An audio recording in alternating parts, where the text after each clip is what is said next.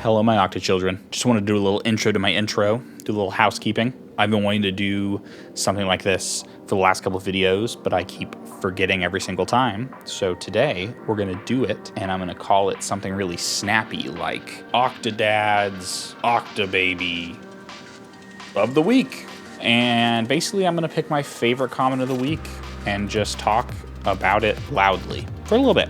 Today's Octodad's Octobaby pick of the week comes from our boy, my sweet baby boy, James Brockman, who says, "You just don't find Elon Musk sodomy jokes in a Cuckoo or Bo Beats video. Thanks for the tips. Can't even imagine my wife sitting and listening to me use the phrase machine specific in a one-way podcast format. True love." Now, sweet baby James, I want to address a couple things. You're absolutely right that this is the only place on the internet that you can get an Elon Musk sodomy joke alongside your Octatrack tutorial. Cuckoo, Bo Beats, I'm putting you on blast. You either start making sodomy jokes or your fans are coming to me, and you better be ready to deal with that. On another note, you're very sweet to think that my wife is just sitting in a corner like, "Oh, he's making his tutorials again." This is our bedroom, so she doesn't have a choice. She's sort of held captive, sort of hostage, if you will, to the whims of my video making prowess. So she does sit there and play Animal Crossing on the Switch while I yell into the camera for the better part of 45 minutes. Occasionally she interacts because I think she has to do it or she'll go insane. And she's very sweet to do it. She's my wife. I'm pretty lucky. So this has been the first of what I'm sure will be a hit segment. Comment down below for your chance to be acknowledged by me, your Octa father. I know you're all so excited about this, and I'm excited too. Without further ado, let's get into that dang video. I hate my face and the way that it looks. What's up, gamers? It's your Octa father. I haven't showered in multiple days. I don't feel good on my insides. Everything around here, my tummy, my head, doesn't feel good. So what better time than to come back to the nondescript screen behind me? It's not the messy desk anymore. I'm already off brand. 5 videos in, and I'm already off brand. Today, I want to show you how I make ambient music. And I think that's a cool subject to cover because I think, Reed, I'm just assuming that this is a topic that has not been covered in as much detail as a lot of the stuff that I've already covered. I love making ambient music, and one of the frustrating things about making ambient music is feeling like you don't know how to make ambient music. It's sort of like magic. You listen to someone who is making really great ambient music, and it's like, how are you doing that? It sounds really good, and when I try to do it, it sounds really bad, so what the hell's going on? Much like He-Man, I am here to tell you what's going on. The answer is, for me anyway, for my process, just fucking around mostly. Just fucking around, yeah. Vibing.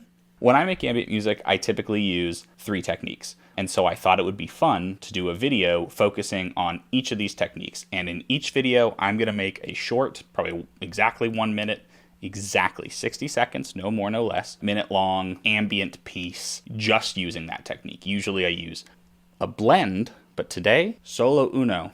1 technique. The technique I want to show you today, I don't have a name for because I think it's pretentious to name your own techniques. But if I had a gun to my head, I would say, "Oh my God, please don't kill me. Please, I have a family."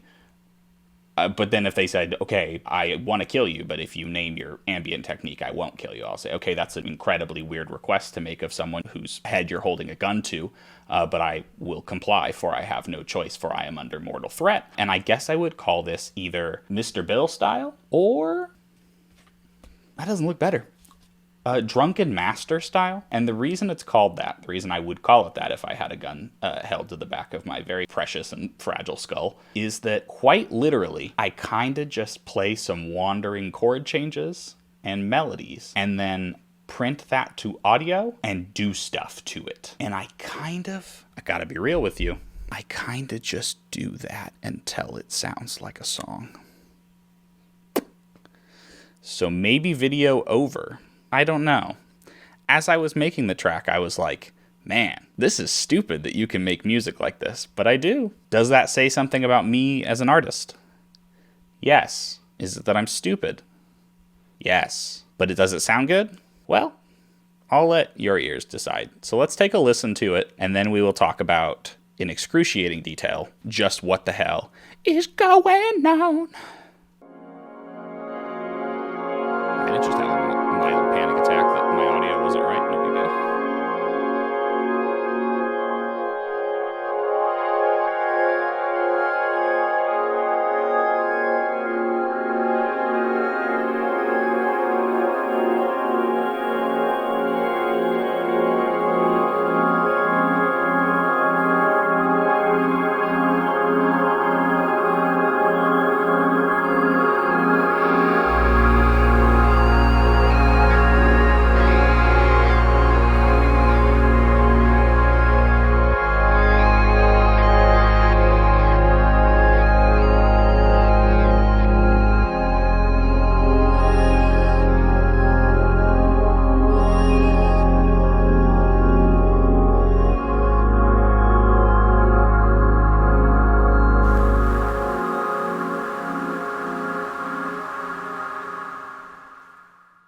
I mean, it's not Brian Eno, but it's fine. It doesn't hurt my ears to listen to it. So let's talk about what I did to make this track. If you look, you can see that I have numerous tracks that are... Was it just Disney that did Frozen? It is just Disney. Disney's Frozen, right? They are frozen as heck. And the reason I did that is... if you freeze a track and then you drag it down, let me make an empty audio track here real quick, and you drag it down, I'm going to hold Alt so it'll copy it rather than just pull it over. It turns it into audio. So if you didn't know that, now you do. What I did was exactly what I said at the introduction of things, which is that I kind of just played some lazy chords. And so what I used for this, I'm using the CS80 virtual instrument from Arturia, but it could be any plugin, it could be anything. It doesn't fucking matter. I've made ambient music using a free synth from my phone. So you could do whatever. You don't need fancy plugins. They help. They sound nice. They're fun. But don't let anybody tell you that you need plugins, because you super fucking don't. Especially with this shit. You can toss anything into the audio blender that is ambient music and make something great. Amulets does really great stuff with fucking toy Casio keyboards and micro cassettes. So like, don't buy into the hype of plugins, even though I have and do and need more. Real do what I say, not what I do moment, I guess. So what I did was I used this really cool Max for Live MIDI effect called Probability ARP. You can turn the arpeggiator off, which I did, and then it just plays chords. And you can change the shape of the chord, the inversion. I didn't do anything too fancy, so it's just this.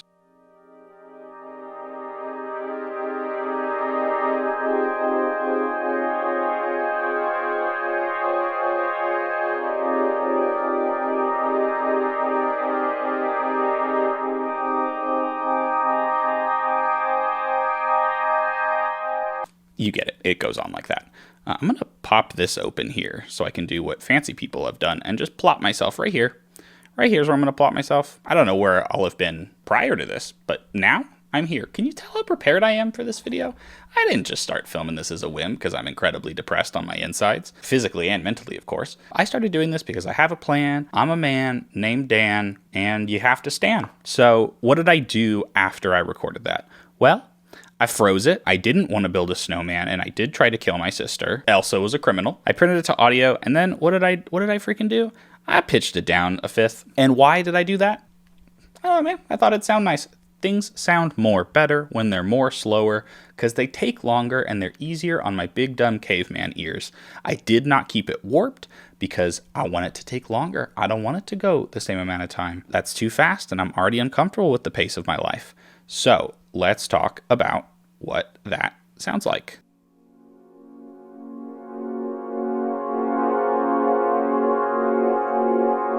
I think I reversed it as well.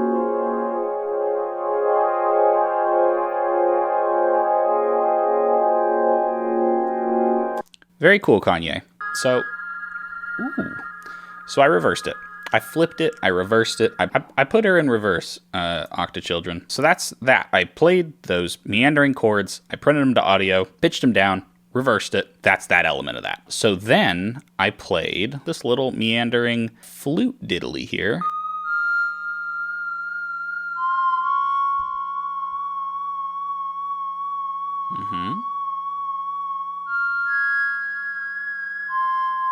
And then I printed that bitch to audio and did some stuff with it here. I reversed it. I pitched it down an octave here, and then here it's just normal. Here it's down an octave. Here it's normal.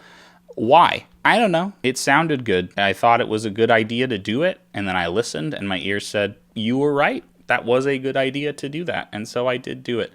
I feel like I'm very low in the shot, and it's late to change it. I feel like I'm just ahead. Hello. Hello. I see you're trying to make a track in Ableton, but you seem to be bad at music. Can I offer you a different program? Perhaps Microsoft Word might be more effective for you. It can't make sound, so it should be helpful. What if you sat up a little bit, like straighter? What if I improved my posture? Yeah. Oh, now we're powerful. But now I'm tired. So I did that. Let's just cover the frozen instruments first. I'm like totally coming at this with no plan, which is so not me, you guys. Always have a plan. So this is a CMI thing. I don't even know what a CMI is. I clicked on it and I said, that looks cool. I went like this. And I held one note and I went, And then I distorted the shit out of it with Supercharger GT, but you could do it with literally any saturator, so don't buy it. And it sounds like this. Are you ready? It's fucking earth-shattering.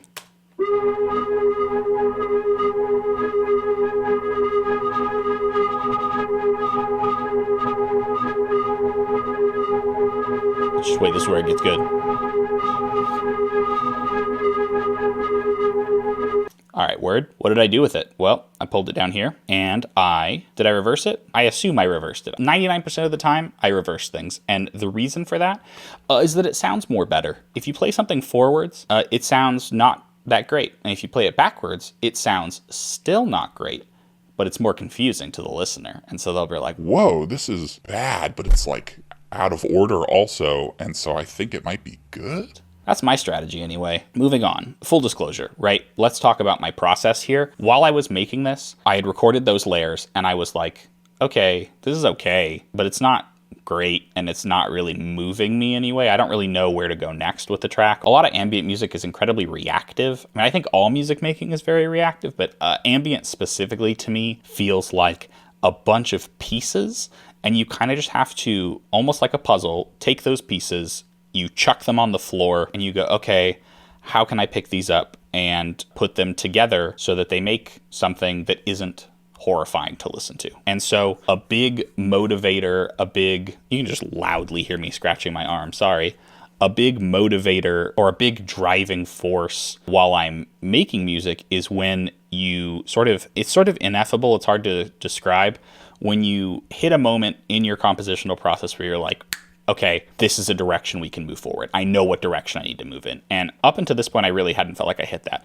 And then I recorded this. Now, bear with me because it doesn't sound good. It's this really distorted Wurlitzer from Arturia. This is this one big Arturia plug. Arturia be, really, they're into that viral marketing. But me, it's organic marketing. All Arturia, baby. All Turia. Anyway, it sounds like this. And again, brace yourself because it doesn't sound good.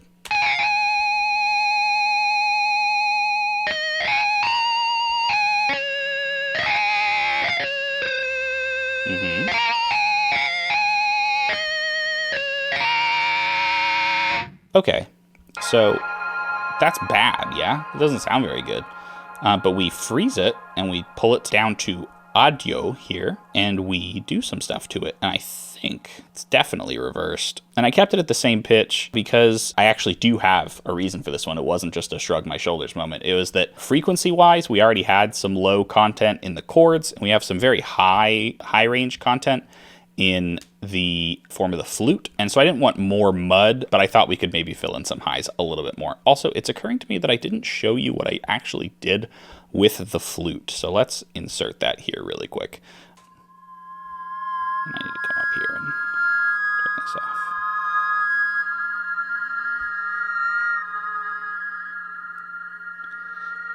And there's quite a bit of delay and reverb on that. It's Valhalla delay and Valhalla reverb, but it could be any tape delay and any reverb. It doesn't fucking matter.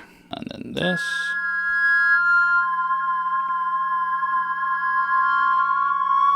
So that's that. So now let's go down to the interesting part. So this is the thing that I froze, and I called it solo because I took it and I ran it through more delay and reverb, and it sounds like someone's wailing on the guitar, honestly. And it sounds like this. Uh-huh.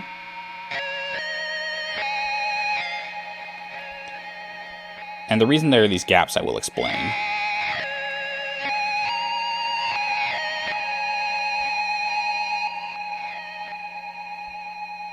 So when I did that and I played it with everything else, it felt like this big kind of moment, this big sort of crescendo, I guess. And so I realized, okay, everything else needs to be building to that crescendo, and then it really needs to hit with oomph.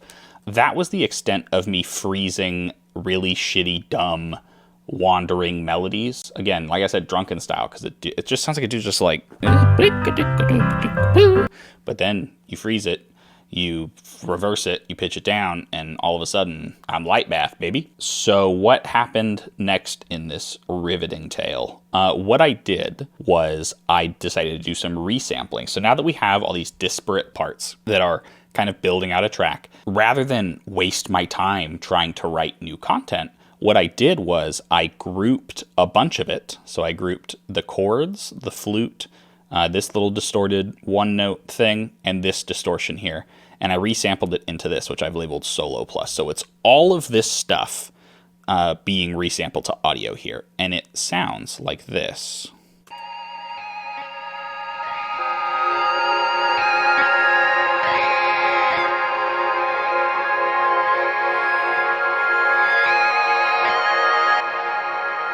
And here, it's pitched up an octave here.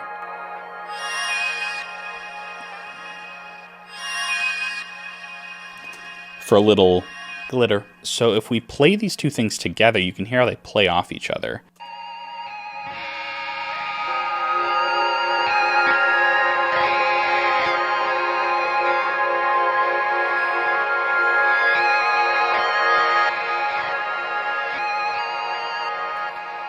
And so it just feels like this sort of mournful solo atop this kind of calm ambient bed.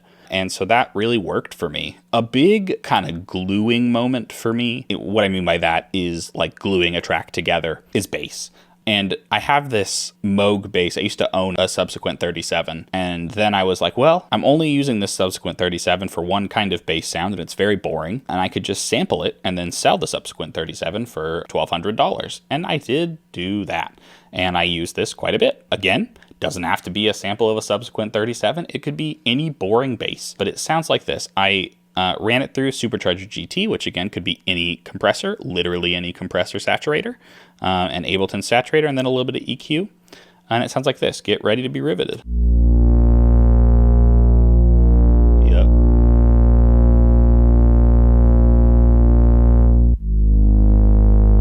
And so what that does with, let's just use the elements we have so far that we've talked about. If we grab all these here, and we play it.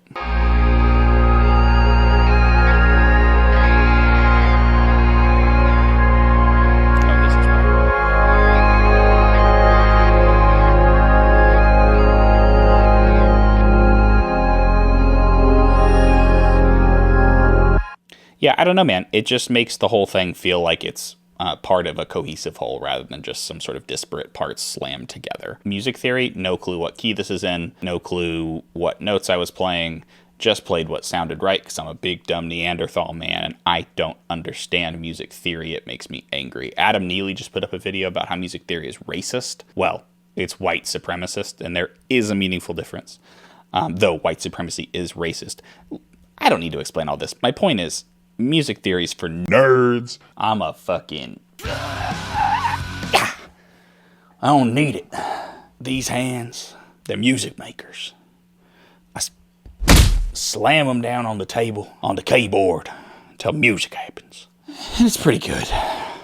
Boy, I shouldn't be out of breath from flexing a bicep, huh? But I am. Let's just make this worse. I want to make this as hard to watch as possible. What the hell happened next? I took the flute here. At this point, I'm not writing more content. Just, no thanks. I'm going to keep using the stuff I've already used because it works fine and great and is perfect. So I took this and I've helpfully labeled it half speed here. I didn't half speed just the flute. I grouped the chords and the flute, and then I half speeded that. So this is what that sounds like.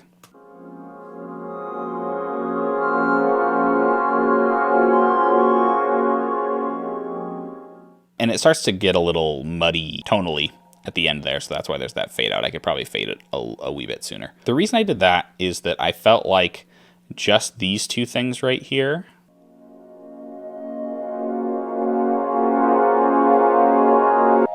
it felt like I wanted just a little bit more going on in the intro, so just one additional element to hopefully add to it just a little bit. And it kind of hits those high range frequencies a little bit, which is nice because you want to fill out that frequency spectrum. So what else after Zet? I took that same thing here and reversed it. This is part of a larger whole, by the way. If I zoom out, you can see I resampled this entire bit here. I took a different part of it and just started doing a little bit of weird time stretching stuff to it. I think I do a lot of, kind of pulling stuff around down here. But let's listen to this first. This is the reverse of some other textures I have here, and it sounds like this.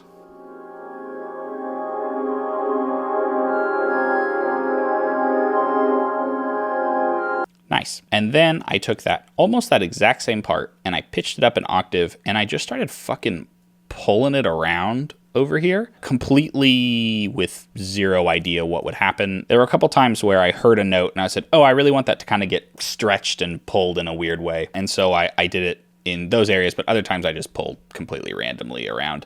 And it creates this really kind of gross but textural feeling with the texture. Hey.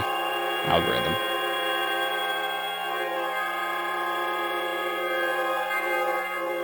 And so by itself, it's not much. I'm also bit crushing it, sample reducing it just a little bit. And when you put it with its bigger brother, I suppose, it sounds quite nice, I think. Just a little bit of crinklies, a little bit of crinkle crackles in the top end. Just to again, fill out the frequency range a little bit more. Because, like I said, when I make ambient music, it's kind of like a bunch of puzzle pieces are on the floor. How can I put them together in a way that is pleasing and also feels kind of robust and full? Not that you always need to do some sort of maximal composition or whatever, but like, when a track feels kind of bare bones in a bad way, right? Like there are tracks that are purposefully minimal, and then there are tracks that are just like transparently missing elements. And so I try to fill in those gaps. And then also, additionally, you're more smarter if you use more tracks and make your songs more complicated. That's music theory. Mozart said that, word for word, verbatim. Mozart said, you are more smarter if you use more tracks in your Ableton DAW to make bad ambient music to post on Instagram.com for 62 likes. That's those things there. After that, I, again, wanted just a little bit more. I'm kind of obsessed with texture a little bit. And so I pitched this up 5 semitones, I guess. That's not very scientific of me. And it sounds like this.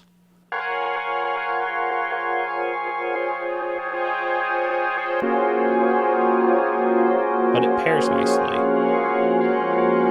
with the original 7th. It kind of imitates a grain delay, huh?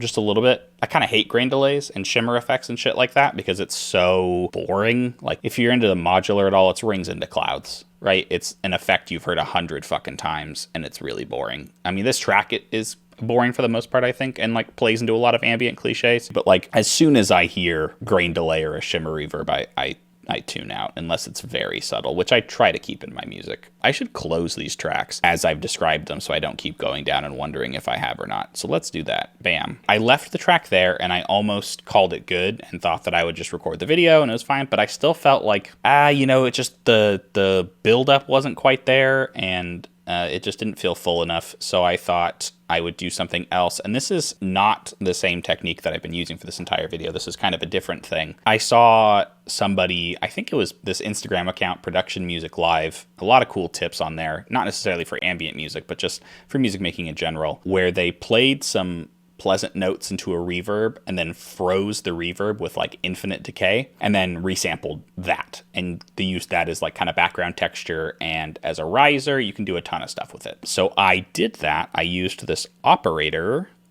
thing here, but it could quite literally be any plugin, any synth, whatever. As long as it makes sound that is not transparently discordant, you're fine. And it sounds like this. So what I did then, the effect is no longer here because I deleted it, but I just loaded a stock Ableton reverb. I didn't even fuck around with Valhalla Vintage Verb. I just loaded the Proletariat reverb, slammed it into it, and resampled the output. And something I did unintentionally, I was like, let's see what happens if I turn up, I think it was the scale. I was like, let me move this around and see what happens. And what happened was this really cool kind of like white noise kind of effect. And happy accidents are a key to making music as well. And man, was that a happy accident. So what we have is this, and it sounds like this. So you can hear that's the tail of the reverb as it kind of fades out. And now it's moving up and up and up and up and up. And then it fades out. So this is acting as a sort of riser for me. You can hear.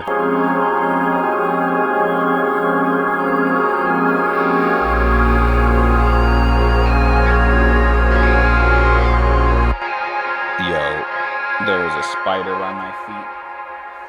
Oh, don't you run. Oh, I just got it. I just sniped that motherfucker from the top rope. Elbow drop on that spider. Do you ever just take an innocent life? Anyway, this works out well. It moves right into the next thing, which is still the same sample. I just pulled it down onto a separate track for the purposes of overlap here. And it sounds like this. This is when I started moving that scale knob around or whatever it's called. And it made this kind of gritty effect.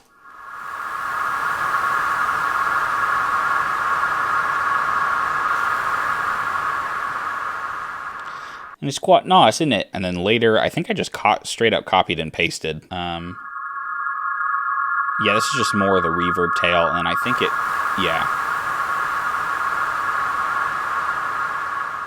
Does some more of that nice at the end. And that sort of worked as a fade out for the rest of the track. And would you look at that, I think I've covered the whole dang thing. So now that we've heard all those disparate parts, let's listen to it one more time for the sake of my ego.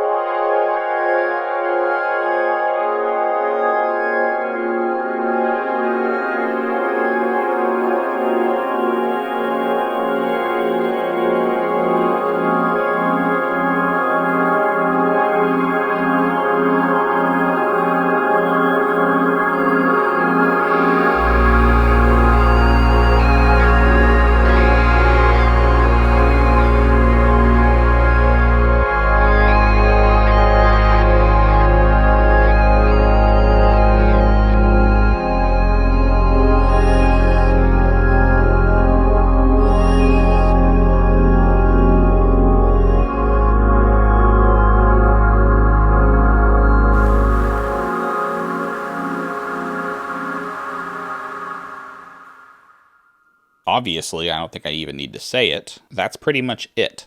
If you've reached the end of this video and you feel cheated, you feel like, well, I certainly did not gain a whole lot of insight there. Because essentially what you've just told me, Octodad, is that you're just as fucking clueless as me. And you're supposed to be my teacher and my coach through life. And the one I call when I get too drunk at the party and Jessica wouldn't drive me home and... What's that dude's name? Any dude's name. Kyle. And Kyle was being a dick, and Jamie said that Kevin was going to be there, but then he was there and he was weird about it. I'm supposed to be able to call you, Dad. And you can call me, for what it's worth. I want you to call me. But you're absolutely right that I'm just as clueless as you. And this is a greater theme for life. Speaking as a parent, you grow up thinking that your parents know what they're doing. And then you grow up and you realize, holy shit. No adult knows what they're doing. We're all just kind of Mr. Magoo-ing it through life, hoping that shit works out. So, without getting too deep into existential crisis and the terror of the unknown, what I want to relate to music in this regard is that you have to be fine with not knowing. You have to be accepting of the fact that you're going to have to do a lot of trial and error, because that kind of music, especially, is not formulaic. It's anything but formulaic because it's formless. You can listen to a wide swath of ambient artists, And through listening to them, you're not going to find the sort of rigid genre adherence that you're going to find in something like techno or house music or whatever, right? There is no, well, it's 128 BPM and it's 4 on the floor, right? So what's to be done about that? What's to be done, in my opinion, is to just fucking jump into things with gleeful abandon. Tell yourself, I don't know how this is going to go. I don't know how this is going to turn out. I'm going to play dumb, stupid melodies, put them in reverse, group them together, resample that, put those in reverse, pitch them around, stretch them out. And music can happen from that. I made this in a couple hours. So like, it's not as though it's that time consuming a process. And if it doesn't work, it's super easy to just say, okay, well, that was dumb and didn't work. Let's move on to the next thing. I guess more than anything, maybe this is a cop-out, but this video is more a trust yourself, trust your ears, trust your musical instincts, and you can make some really great music, much better than I can. I'm not an expert on making ambient music. I'm just an expert in my specific process. And my specific process is very dumb because I'm very dumb and it works for me. You know, this is one of the processes I use on pretty much every ambient track and every just track in general that I make, frankly, because much like making music on the Octatrack, it's kind of like scene changes, right? Instead of making new material, I just take old material and recontextualize it or repurpose it and use it for different things. And it can create really cool layered textural effects. It can create really cool variations and kind of stack on top of each other until you have this really robust, full track. And I mean that in the abstract as I try to kill the bug that is near me. Not necessarily about this track, because I mean, I'm not trying to say that this track is amazing, right? It's fine. It's a fine demonstrator of what this technique is. That, I think, is the takeaway from this video. Trust your instincts. Trust the fact that you'll know what direction to take a track. And maybe even just as importantly, experiment fearlessly, because the worst thing that can happen is that it doesn't sound very good. And if you're making music, that's the case 95% of the time anyway. So what do you really have to lose, right? So this has been part 1 of a 3-part series about how I make ambient music. The next part is going to focus on granular synthesis and how I use that almost exclusively to make a lot of my ambient stuff. If you listen to my most recent ambient album, every single track is quite literally just some loops in granulator and some arrangement, and that's pretty much it. So I'm going to make a video about granular synthesis, specifically using granulator, but there's a ton of granular plugins that you could use, or granular pedals or modules, etc., etc. It's a wide swath. So that's going to be the next one. And then the third one is all going to be about loopers and layering loops and doing stuff with that. So that's the plan, roughly. And then I have no fucking clue what I'm going to do. Maybe a digatone sound design type deal. You'll have to let me know what sounds cool to you, or if I should just shut the fuck up, get back to the desk, get back to the Octatrack shit, and keep earning your love. Editing Octadad's going to come in and thank my patrons and talk for another 6 minutes probably. I love you all very much. Thanks for hanging out with me on this sweaty, sloppy, depression-ridden night. I hope that we're all doing better tomorrow.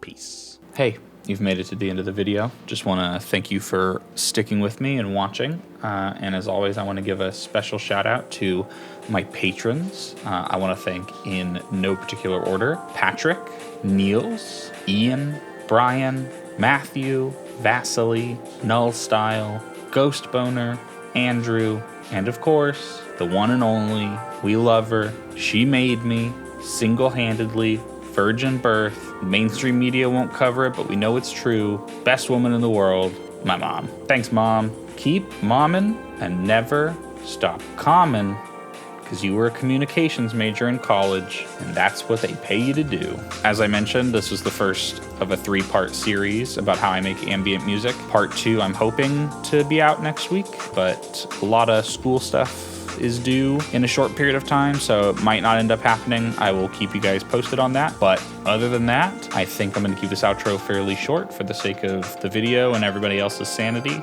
Hope everyone's doing well, staying safe. I love you all with the force of 1 trillion waterfalls on the biggest ocean with the strongest waves. Take care. Goodbye.